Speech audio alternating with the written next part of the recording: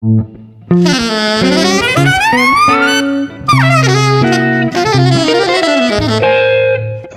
Jazz.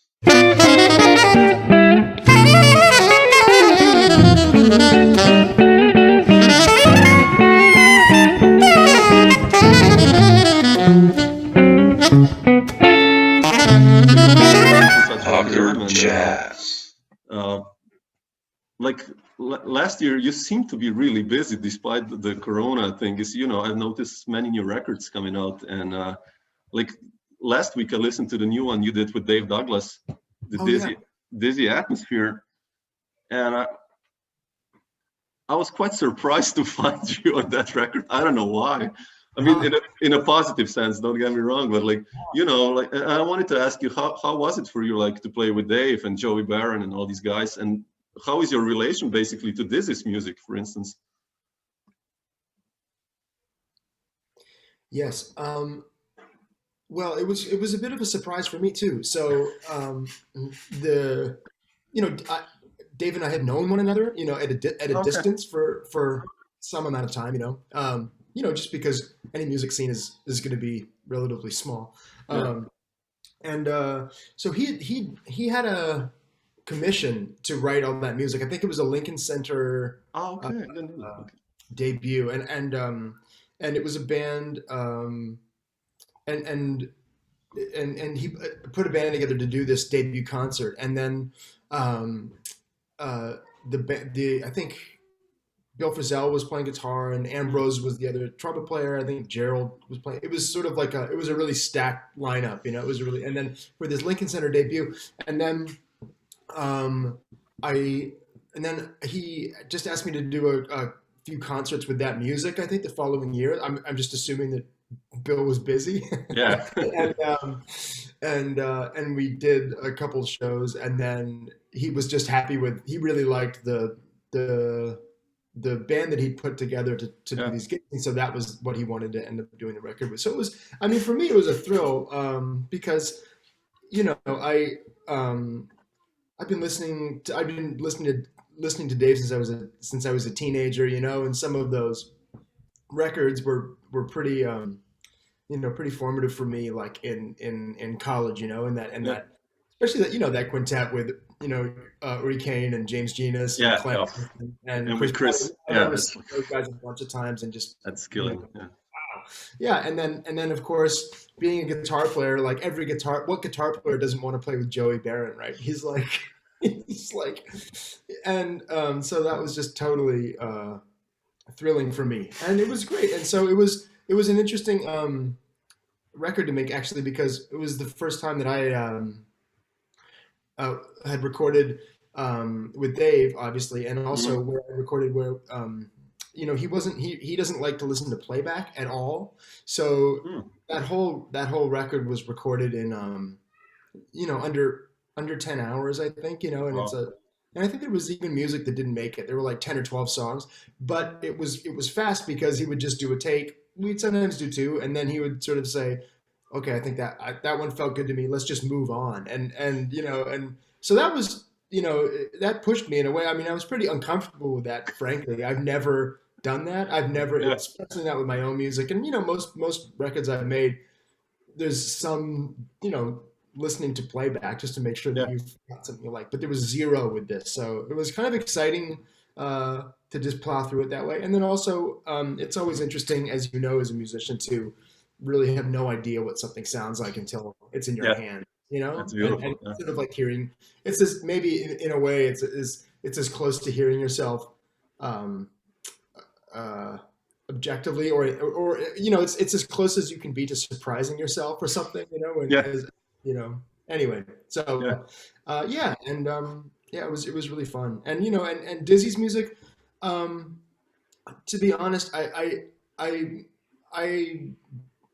my connection to Dizzy's music is not as strong as it's been specifically to Bird's music and Monk's music and Miles' music. So it was like a chance to dive into that repertoire a bit and listen to lots of different versions of that. And he had a really long career, right? And a lot of those songs have like a pretty long genesis, and there's a lot of iterations of those songs. So it was interesting to Check it out. Yeah. listen and dive into that stuff in that way, you know. So it was kind of it was like a great playing experience, and also sort of an education on Yeah. or deeper dive into Dizzy's music for me as well. Yeah. No, I love it. What you play also, you know, because it's you know, I'm used to you, I guess. People are you're in this, you know, you basically created your own sound, which is quite heavy, at least the way I see it in the modern jazz world. You know, you kind of found really your world where you work and with the people. And so when I saw you on this one, I was like, damn, man, that's really cool, you know, to see you like diving into something. I was so happy. So yeah. Oh, that's cool. Well, thanks for listening to it. Yeah, it's Yeah, nice you know, one. it was fun. Yeah, but you also then did the In Common one, number Mhm. 2 last year. It came out, and first of all, I wanted to ask you, like, you know, I loved the first one already with Walter Smith III, and you guys seem to go way back, right? Yes. And I love how you started both records as a duo, and those duos are amazing for me. And I wanted to ask you first, like, did you guys ever did duo gigs and stuff like that also, or? No. Ah, But the way that we never did we I'm trying to think. I think that, you know, of the gigs that we've done together, maybe we played a duet here or there. He yeah, okay. especially if it was him leading the band, because he likes to do that. And so the way that the first one kind of happened was we had recorded all the songs that we had, and then we still had a half a day Mm, in the studio, and everybody had gone home, and so and we didn't have any more songs, and so we just um, uh, thought we'd just improvise a little bit or try some ideas, you know, and mm, you know, and they were like some very loose directions. The one that the one that ended up as the first track on the first record, I remember the instruction was just, okay, you play chords, you only play chords, and I'll just follow you, and I'll just improvise over it. And it was just like, okay. And so that was that. And, you know, and it's interesting. I like that piece as well, again, because I think, you know, as musicians, anything where you feel like you're surprising yourself is yeah, exciting, right? yeah, Anything where definitely. it's not like, oh, great, that thing again that I always do, right? Or something. And so that's Yeah. exciting. And yeah, and then because of that, I think, you know, Walter has a specific sense of humor, and also a very specific. He likes all of his record. You know, there was, you know, casually introducing, still casual, et cetera, Yeah, right? yeah, And yeah. then all of his, if you look at his Instagram, et cetera, like this, he's very thematic, right? In what he does, and so it only made sense that we would try to, yeah, to To open do, it yeah. with a duo. Yeah, exactly. You know, and so that was the combination of two ideas. And the first one, we wanted to play, Jerry Allen had just passed, and we wanted to play something for her, you know, a song of hers. And then for this one, Roy had just passed, and we wanted to do something, a piece of his music. Mm, Um, yeah. and so, yeah, that duet ended up being our homage Homage, yeah. to Roy, and also it you know fit the bill for the to be this duet that we wanted to start the record with. So I assume we're doing one more. It Oh, was supposed to super. be recorded last summer, but it's been pushed to sometime this year. Yeah. And I assume that will be there will be a duet that opens that as well. I can only assume. I love that, you know, because it's also it's so gentle when it starts. Then, you know, it's not like Right. it's intimate, and then, you know, you come in with the crazy shit. So it's like I love that. It's like, you know, okay, Okay. let's see where we're going. But where does your story with Walter begin? Actually, like, when did you guys meet first, or We met at Berkeley. at Berkeley? Okay, so okay, cool. So he's 2 years older than me, maybe 2 or 3 years older than I am. And so, you know, in when you're 19, or you know, when someone's entering school, and Yeah, and someone else is already out halfway out the door, you know, there's a you know, you don't immediately get to know each other necessarily. So I sure. showed up, you know, I showed up from, you know, Canada, and I was, and you know, and I remember the welcome concert was Mark Kelly was playing bass, and Scott was playing drums, Walter was playing saxophone, and Milton Fletcher was playing piano. I think it was Milton, and it was just amazing. And I was just like, wow, so, like I would totally knock me out. And I didn't really get a chance to play with those guys until later in school, probably because they probably didn't want to play with me. But and then I remember the first like playing that Walter and I did together with any consistency was with Christian Scott. So like right at the end of school, I think Walter was still living in Boston because his girlfriend and now wife was finishing school. I think he was still in Boston, and so Christian had this band. It was an amazing band, actually. It was and we went and did this gig in we did like some shows in New Orleans, like, and that was, we all traveled together. That was the first time that band had sort of traveled together, and it was with Walter, and Lucas Curtis was playing bass, and I think Sakai was playing, his brother Sakai was playing piano, and Thomas Pridgeon was playing drums. And I remember Walter and I we had to share a hotel room and stuff like that. And so that was sort of, we just kind of hit it off, and we kind of got to know each other playing with Christian in those very early days, Yeah. You seem to, musically, it's like, I love it that you both contribute compositions, and also you kind of glue with each other also when comping and soloing and stuff. And but how did you decide to do this in common project in the beginning, and how did you decide for the band? I mean, for both things basically. Yeah, I had a friend I have a friend, Paul Antonello, who has a great studio up in upstate New York called the Clubhouse, and he owed me a day. And I just had this day, and I was, I think Walter and I were just talking and on the phone, and we were just, it just kind of came up, and it was like, hey, I think he was talking about wanting to do another quintet record of his own, with the casualty the still casual lineup.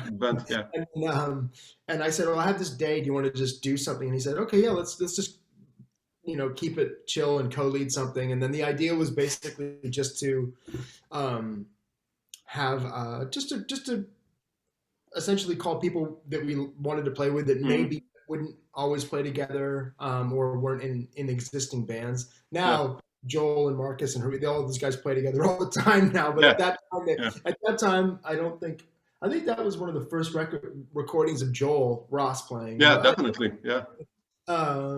Anyhow, so we were just trying to put together, interesting groups and combinations of people, and choose music that was just, really quickly able to be interpreted.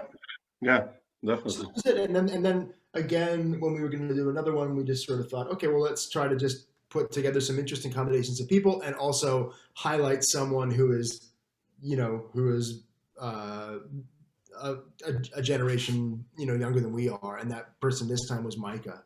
Yeah, and that's quite cool. Good project idea. Like, you're already thinking about the next one, like the lineup already, or?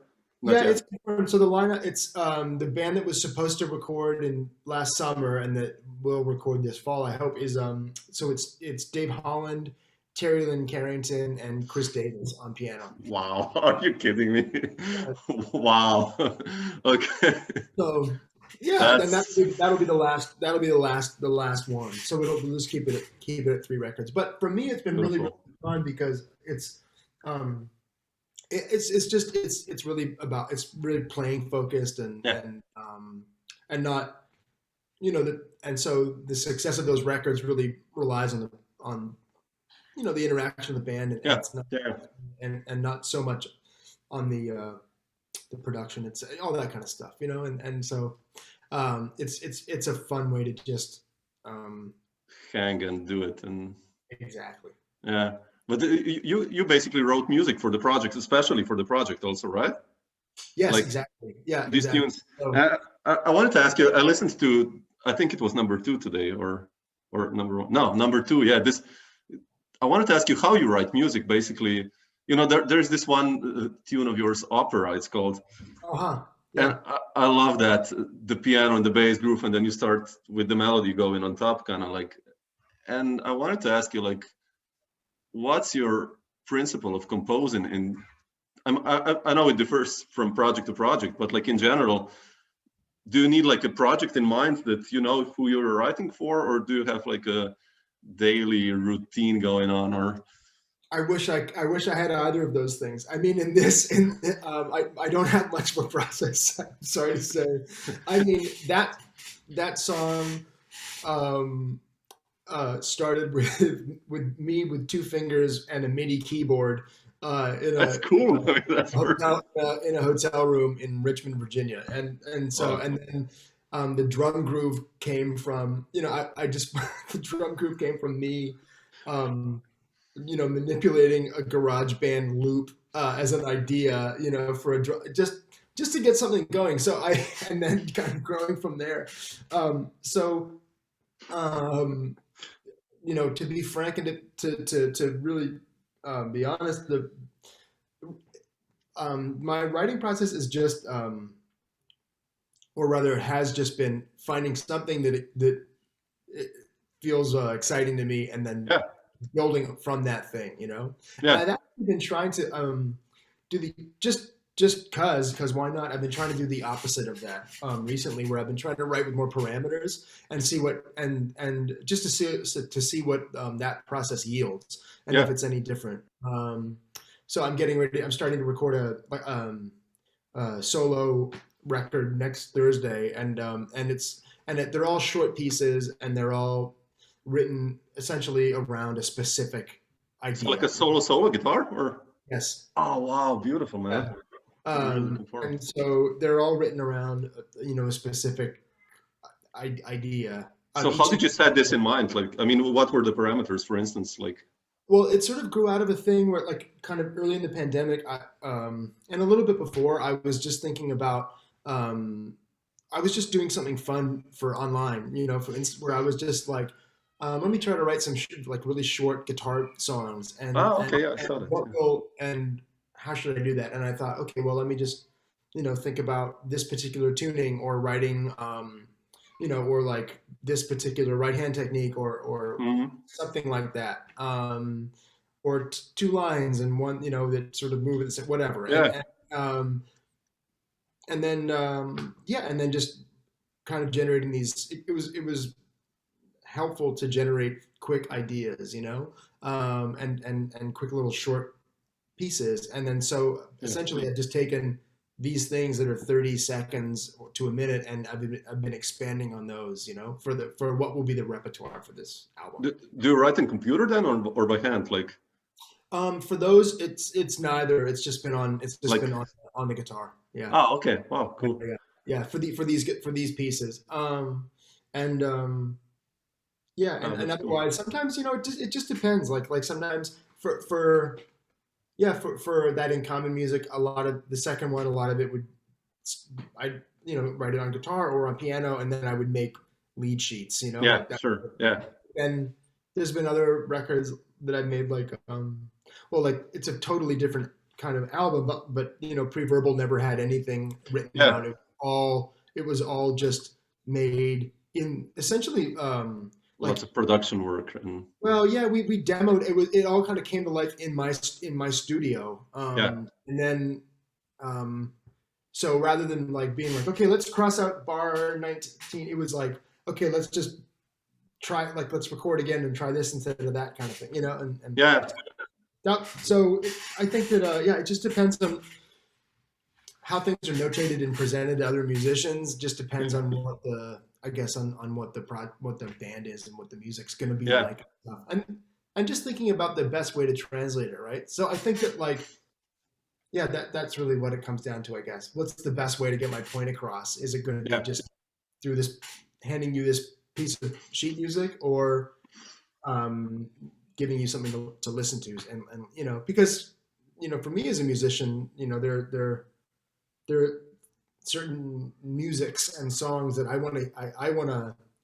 can only really wrap my head around by listening to them and hearing and learning them from the source. And then others that I sort of know what the agreed upon nomenclature is, and here's this lead sheet, and that's fine, you know? Yeah.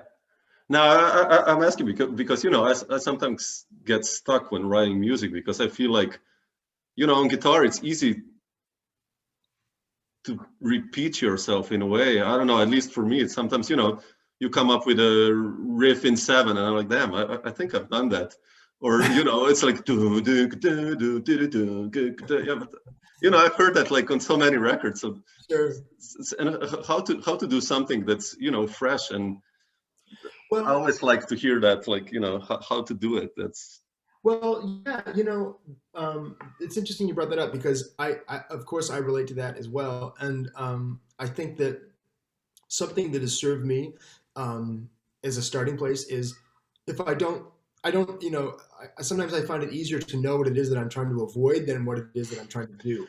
yeah, that's smart, actually. And so I can kind of arrive at something that feels new to me just by virtue of not doing anything that I, you know, that I'm purposely trying to avoid. Yeah. You know, it just forces you into a different, Yeah. you know, part of your brain or, you Yeah. know.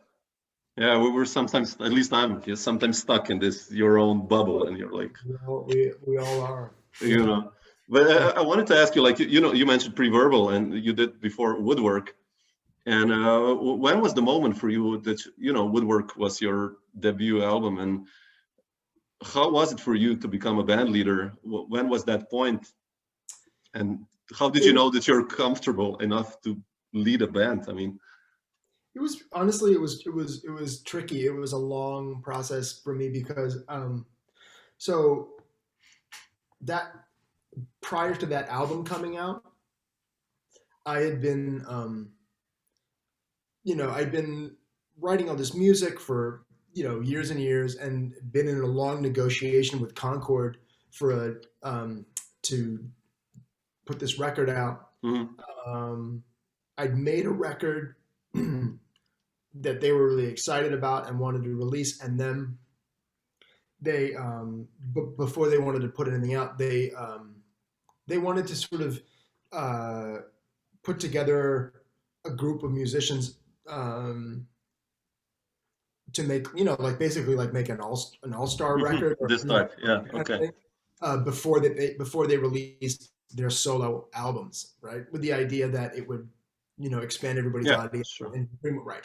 So essentially, Walter and Logan Richardson and myself and Gerald, I don't know what everybody had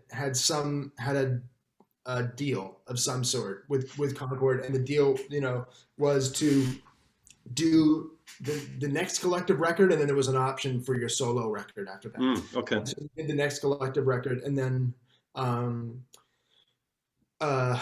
then that came out, and I was really, you know, at that point I was really, really itching to do this album. And I think that based on the fact that I think they wanted to put out the record that I already had done, which felt to me by that time old, you know? Sure. But as I've gotten older myself, that seems a little bit silly, you know? It doesn't, you know, being like, oh, I don't want to put, it's 4 years, I recorded that 4 years ago, man. I don't want anyone to hear that. It's kind of like, you know, it's only old to you, right? So a combination of that, and also just, I think we were just on a different timeline. I really wanted to get something out, and they, you know, and they were, I think that they were wanting to put it out later than I was willing to at that time, you know. Yeah. And so I just basically, we just, you know, went our separate ways, and I just recorded that album, and then what would be Woodwork, and then that band had been playing a fair bit, you know, with Eric and Gerald and Vicente, and then we just kind of, that was it. And then it just, like, I just wanted to get something out, and it was, you know, like a lot of first records, I think it was kind of the best. It was like my greatest hits up to that point or something, you know, like I'd probably written, you know, I don't know, written 100 songs by that point, and worked, and, you know, and you sort of just pick the ones that you like the best, or that work the best in the band. And that's what it was. Yeah. No, it's cool. But you like being a band leader? Like, Yeah, I do. I mean, it's stressful, Yeah. at times. I you know, but yes, I think that um, there's nothing that can compare to or replace the feeling of um, you know playing your own music. It's Yeah. like a oh, it's just a manifestation of your entire conception Yeah. as like as a musician and as an artist, and that yeah, I think that is it's difficult to find that satisfaction and that high Yeah. in other places, Yeah. Yeah. No, it's yeah, I agree. Like, I don't know. For me, it's like you said, and I've spoken to many people, and everyone kind of say the same thing. It's scary, of course, but it's just to hear your music. It's a must. Kind of, it's like this small creature there, like sitting there, like, "How am I doing, man?" Exactly. You got to do it. You got to do it. Also though, it's interesting too because I think it's easy to shy away from or back down from because you're really opening yourself up to criticism in a way that you never Yeah, are it's as a quite side as a side vulnerable. Yeah, as a side person. yeah, Like you're just worried about or hopefully you're worried about the sum of all the parts and how it's coming off as a whole. But if you choose to not, you can just be worried about your own solos or whatever yeah, yeah, whatever being asked of you in that context. And if someone doesn't like it, you can kind of go, well, they just they don't like the music or they don't like the vibe of the band. But when it's your band, it's like if they don't like it, they don't like it, and there's nothing for you to kind of hide behind or make yeah, excuses about. So you are putting yourself in a vulnerable position and really opening yourself up to criticism in a whole other kind of way yeah. than you do playing with others, or working As a for others. collaborator. Yeah, Yeah, but as a yeah, but I also read like like I just want to go back to Berkeley and talking about band leaders. I've read you've studied with Wayne Krantz and Mick Goodrick and Pat Metheny, actually, with all these guys. And did you ever talk about those guys about band leading also? Or well, so Pat, I don't know where you read I've read somewhere with Pat, or that was no, Pat thing. I never no. studied with Pat. He came and did a couple master classes, Oh yeah, maybe that. Yeah, at Berkeley, yeah. Okay, yeah, that was it. Probably. Yeah. but but I studied regularly with both Mick and Wayne, Those are two of my heroes, man. Like, yeah, me too. how was it like with them? I mean, Um, it, they were, I mean, they were very, very different yeah, with Mick, it was very, like assignment focused. It was very much like, it was very structured. So it's going back some mm, time now, but if I'm remembering, it was usually a combination of working out of one of his books or something yeah, something very technical, and then also they were pretty short lessons. I don't even think they were an hour. I think they were like 35 or 40 oh minutes. wow, yeah, So I think that we'd spend 15 minutes on something very specific, and then he would want to play a song, and then we would play, and we always had to bring a cassette tape and so he would record. We'd hand him the cassette tape when we got in the door, and then he would put it in his tape recorder and record the lesson. So I have a lot of tapes oh, from that's quite lessons cool. that I should go back and listen to. It's quite cool. But he could be really, really difficult, and demanding, but also really, really encouraging as Yeah, well. Just depended on, um, what point in the day you caught him, or how you were doing with the stuff that he was assigning, and how well you were listening when you were playing. He was demanding, and he wasn't a warm and cuddly kind of guy, yeah, but I learned a boatload from him, and and frankly, there's a lot of stuff that he relayed to us as students that I now use in my own yeah, teaching with the students that I have at Peabody. And Wayne was just you know Wayne's teaching style was much more like all right, what should we do? Like what are we working like on? he's playing kind Yeah, of. like what do you want to do? Like let's it was not that he's not methodical, but it was much more it was much more open in terms of Loose. Yeah. curriculum. Yeah, it was never. I don't ever remember walking in and having him hand me a PDF, and say, learn this for next week, anything like that. Yeah. But he had written this book around that I've actually never seen, but he'd written this book around that time,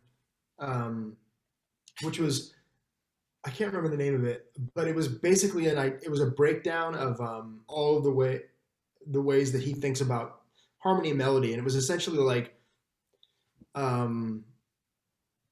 based on numeric sequence, right? So, Yeah. so Okay. he thinks of yeah, he thinks of, as lots of us do. He had a specific way of thinking about just scales being related to numeric sequences and chords as numeric, et cetera, et cetera. And that made a lot of sense to me. Not only that, but I think that is just indicative of an entire approach that he had that wasn't genre specific, but he had a really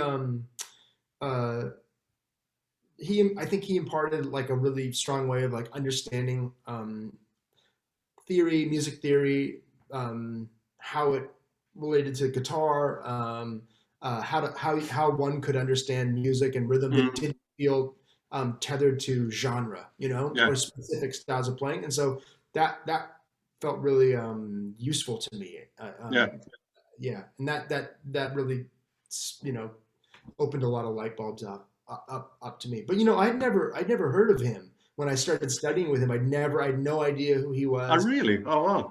I didn't know, and I was just like really. Who were the guys you listened to, like in Canada? Like who were your, like, in your teenage years, the guys you? In Canada, in my teenage years, I mean, I was listening to basically a lot of the people what I was told to listen to, and then sort of grew to love, because like a lot of the time when you're starting out, it's like where do I begin? And someone in town, and they say, "Oh, have you ever heard of Wes Montgomery?" And then you go there, and then so I was listening to I really liked Grant Green, I really liked Jim Hall, and being in Toronto. There's a long tradition of guitar players there that come out of Ed Bickert and also Lenny Breau was there for a long time. Oh yeah. And so I listened to a lot of, although I can't even begin to play that. Yeah, I don't know what he's doing. I listened to a lot of Lenny Breau. I went and saw Ed Bickert play a lot. Lorne Lofsky, Rob Pilch, guys like that. I listened to those guys a lot when I was younger. But also Jim Hall, Grant Green, and of course, Frizzell, Sco, and Matheny, and then Kurt Rosenwinkel just kind of come on the scene, and I remember a friend of mine bought me Excavation by Ben Monder for a Christmas present. Oh man! And and I think that as a guitar player, you can relate in that,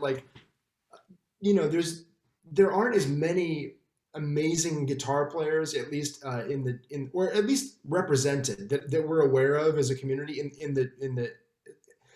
I'll just speak for myself. I feel like there are, by comparison to like saxophonists or pianists, something like that in the jazz canon or in the improvised music canon, there are fewer guitar players that we are exposed to, or that we are sort of probably it's like this one group that it's always pushed in a way, maybe. Yeah, maybe. And so, but as a result, there's kind of time to listen to all of them, or something. There's like you can kind of check them all. At least I feel like. I feel like I feel like everyone that is really noteworthy, I'd spent some time with at some point. Whereas I feel like if I was a saxophone player or a piano player, maybe I wouldn't have. Maybe it would be harder to do that, but just by sheer volume, know. But I had never heard of Wayne. And Rick Peckham, who was the assistant chair, and also someone that I studied with, and he was a fantastic teacher and amazing guitar player. And he just said, "I'm signing you up for Wayne, for lessons with Wayne. You'll thank me later." And I said, "All right, cool, fine." It was really great. It was brief. It was only a year, I think, because I don't think Wayne lasted long. I don't think he was. I mean, he still lives in New York, and I don't think he wanted to commute and understand it. So. It was brief, but really, really impactful for me, for sure. I mean, Boston was probably also for you like impactful, right? In the beginning when you came, like Definitely, like 100%. I felt welcomed there, and I never felt like I really fit in where I was from, and I never felt like I didn't really feel um, very accepted there in a lot of ways, yeah, and I didn't, yeah, and so when I got to the U.S. and then specifically to Boston, I felt an immediate, uh, I felt immediate relief. I felt like I was with with my people or something, yeah, sure. Yeah, it But was great. when did you move to New York then? In what year was that? Uh, a year after school, so 2005.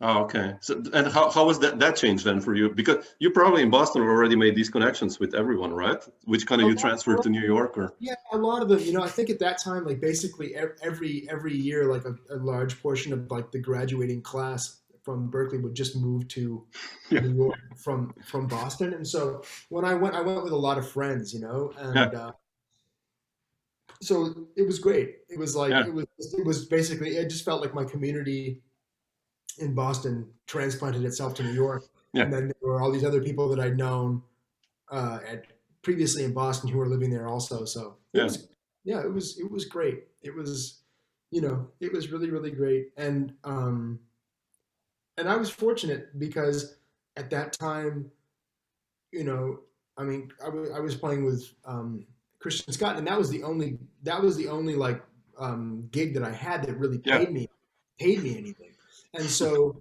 um, that was just great because it meant that I could be in New York and not have to work at a Starbucks or something like yeah. that. I could scrape by on playing in town and then going on tour with Christian, and then uh, But you met Christian in Berkeley also, or yeah, ah, exactly okay, that, yeah, yeah. okay, And so that yeah, that was a really good, those like very early years in New York were really great for that because I just didn't I had time, I had yeah, time to practice, I had time to hang out, I had time, um yeah. So I that was great, and not that, and that wouldn't have been possible had I not had some sort of playing yeah, gig that could mostly pay my rent, sure, yeah. yeah. But with Christian, you also did your first tour, let's say in Europe. You remember who you did your first tour in Europe with, or I think it was Christian. Christian also? Had to have Yeah, been. Yeah. yeah, yeah. That's cool. And 'Cause I mean, because he signed that deal. He signed a deal with Concord while he was still in Concord. school, Yeah, that was in. You made like the first record with him in 2006, right? I think. That's when it came out, but that record was Rewind that, or yeah. recorded when we were still in college. So, Wow, um, that's early. Wow. or maybe right after. I can't. That record. It took a long time for that record to come out. I think it was recorded in 2003. Wow, that's really early. Yeah.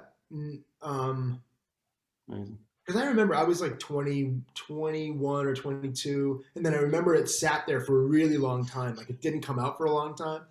Um, uh, but yeah, so he was. I think that like the first tour I did with him in Europe, like we were still in school, But Wow.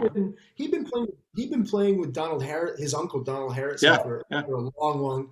It was all old news to him, and like everyone else had like other gigs and like was like and I was just like wow. For me it was like the coolest thing ever, and for everybody else they've been like, oh man, we've been doing this for we've already been doing this for 5 years. It was like, all right, cool.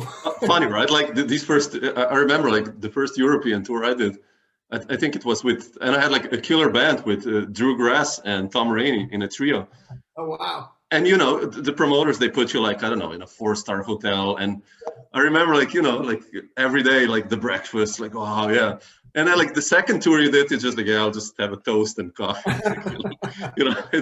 It's all like it's quite funny when I think about these things. It's quite Oh, that's bizarre. cool, man. What a cool band. I love those guys. Fred Hirsch has that trio record, Yeah, right? Where yeah, Billy Strayhorn and Monk with the man. That's such a cool album. yeah. Yeah, that was the first time I heard Tom Rainey. I think was that. Did you ever play with Tom or? Oh, I never played with Tom. Oh no, oh, but I love Tom. I mean, he's and Drew. I mean, they're geniuses. I mean, They are. yeah. But speaking of like your Berkeley connections, I wanted to ask you about Esperanza also, and you also met at Berkeley then, or? We met before that even. Oh, She she was in Toronto one summer, and we were both in high school. And oh, she wow. was staying at a friend of mine's house for a few days. Wow. And we just I think we we hung out one afternoon or something like that. And then she's a year or two younger than I am, and so she came to Berkeley towards the end of the time that I was there.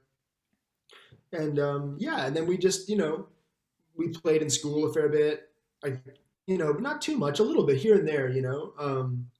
And then yeah, we were friendly for sure. Like we were pals, and we did some playing with Christian too, Mm, at school and at Wally's and other stuff. yeah. And then we just basically yeah, we were out of touch for some time,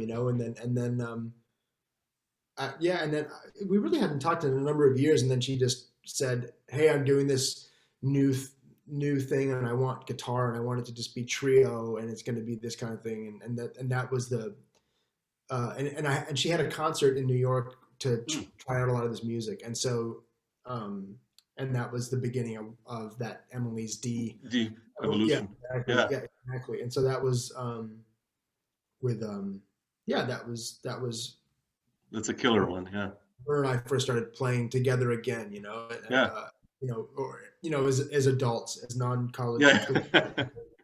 Yeah. So that was like, I guess that was right after I um had stopped playing with Christian. So it was actually like really good Like a good really thing. good Yeah, timing, yeah, Yeah. Yeah. definitely. But you mentioned this record. You guys worked with Tony Visconti, right? On that one. Yes. Yeah, we did. And So he did. how was that like? I mean, like for you or like for It all was of kind of you? fun. I mean, it was. I mean, I'm a fan, right? And Yeah. so, and but he was very relaxed, like Oh, really, okay. really chill. He was just No like, Phil Spector attitude then, like, what was that? like no Phil Spector attitude, like. No Phil Spector attitude. No, he was really, really relaxed. He, we did the Esperanza did basically what he was. I think he was basically the.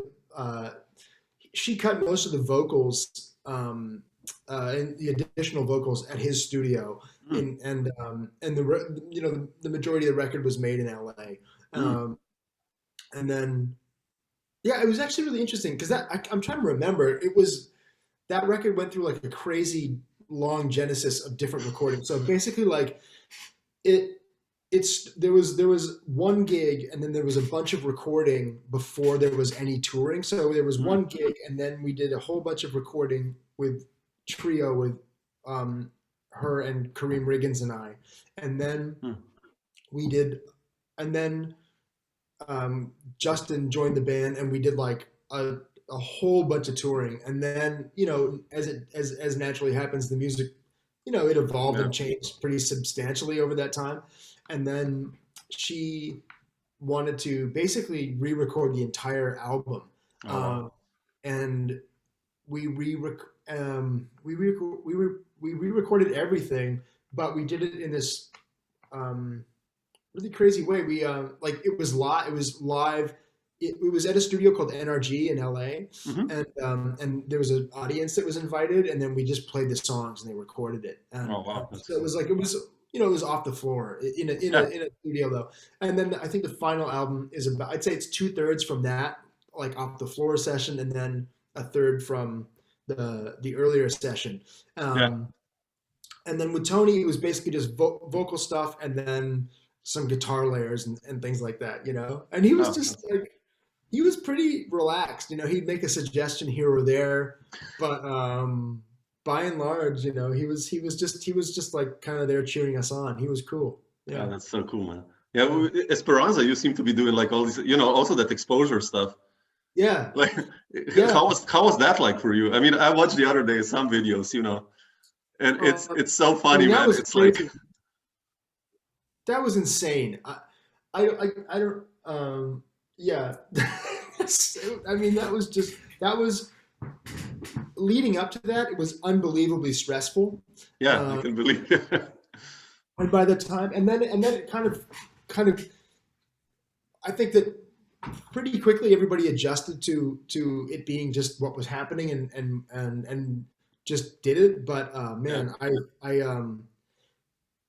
it feels like kind of like some weird fever dream because it's kind of insane, right? Like I mean, it really not only are you learning all this really complex music and do in real time and Yeah, trying to produce this record with everybody in real time, but everybody's like, but it's everybody's watching you do it, and yeah. and and it just feels like very But uh, were you aware, or did you like after time forget then that you were like being? it forgot pretty quick, but at Yeah. first I felt very, very aware, and I was just absolutely terrified, and like, you felt like, yeah, they're gonna what is gonna be exposed is how shitty I am, or whatever.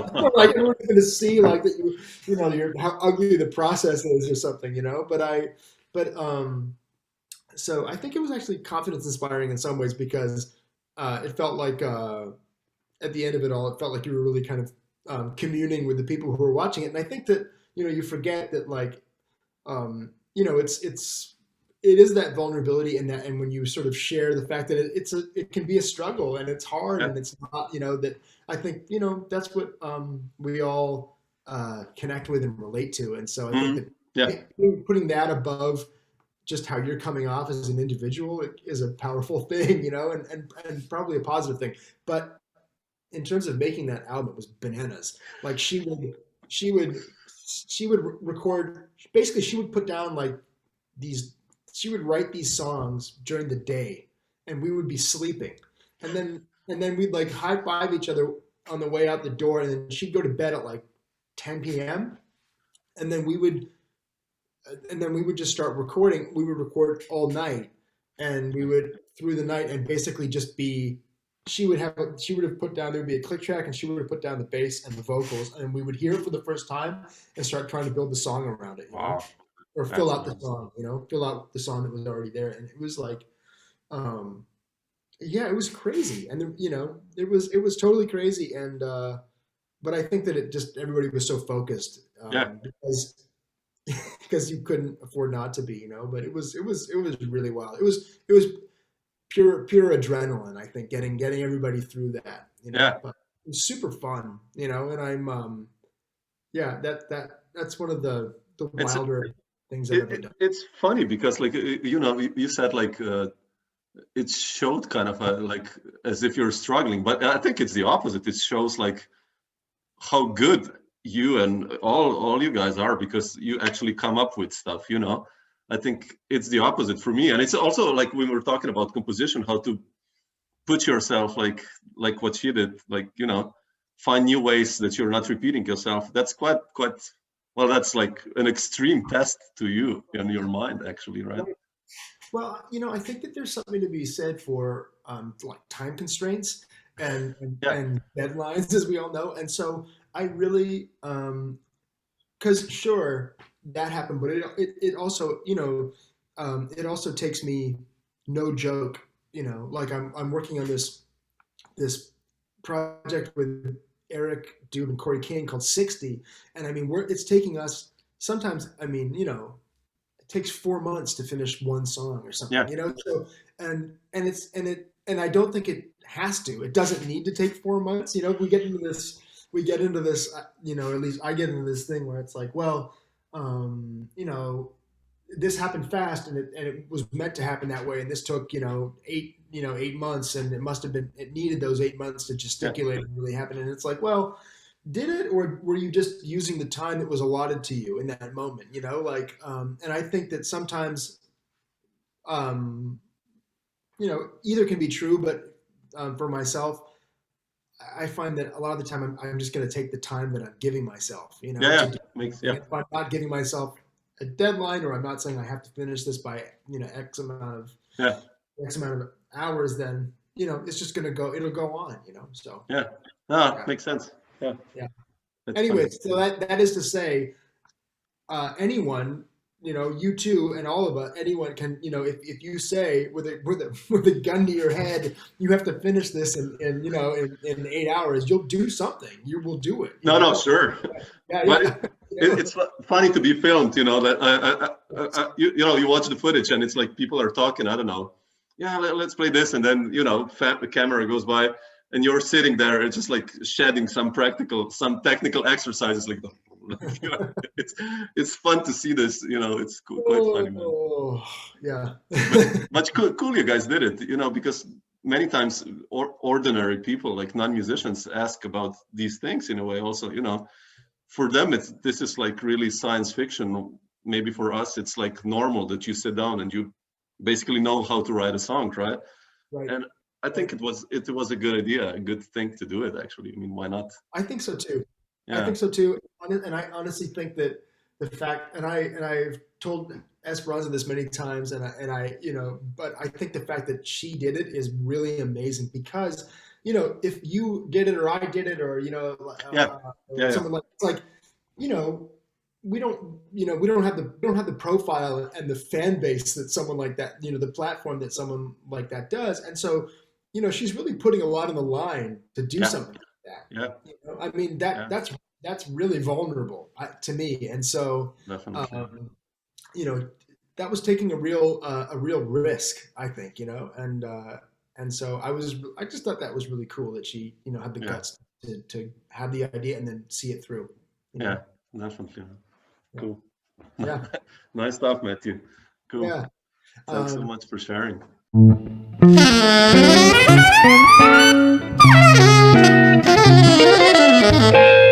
Dr. Jazz.